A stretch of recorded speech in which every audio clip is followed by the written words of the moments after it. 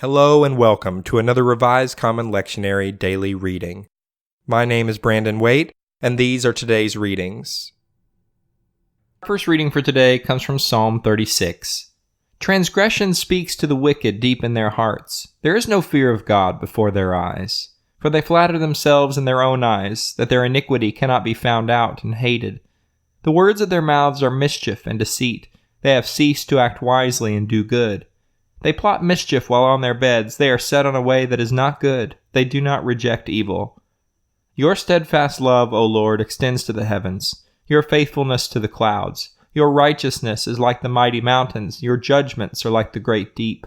You save humans and animals alike, O Lord. How precious is your steadfast love, O God! All people may take refuge in the shadow of your wings. They feast on the abundance of your house, and you give them drink from the river of your delights. For with you is the fountain of life. In your light we see light. O continue your steadfast love to those who know you, and your salvation to the upright of heart. Do not let the foot of the arrogant tread on me, or the hand of the wicked drive me away.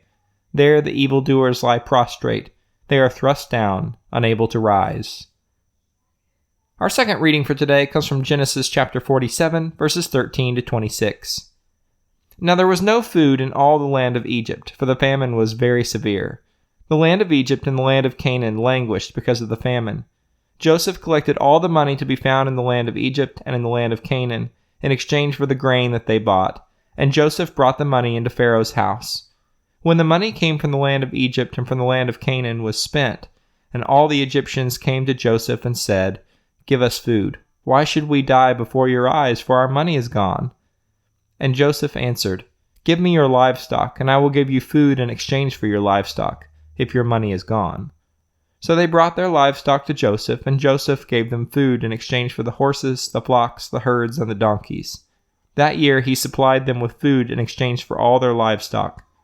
When that year was ended, they came to him the following year and said to him, "We cannot hide from my lord that our money is all spent, and the herds of cattle are my lord's. There is nothing left in the sight of my lord but our bodies and our lands. Shall we die before your eyes, both we and our land?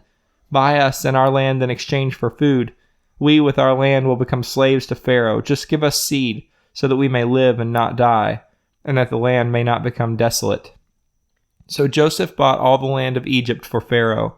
All the Egyptians sold their fields because the famine was severe upon them, and the land became Pharaoh's.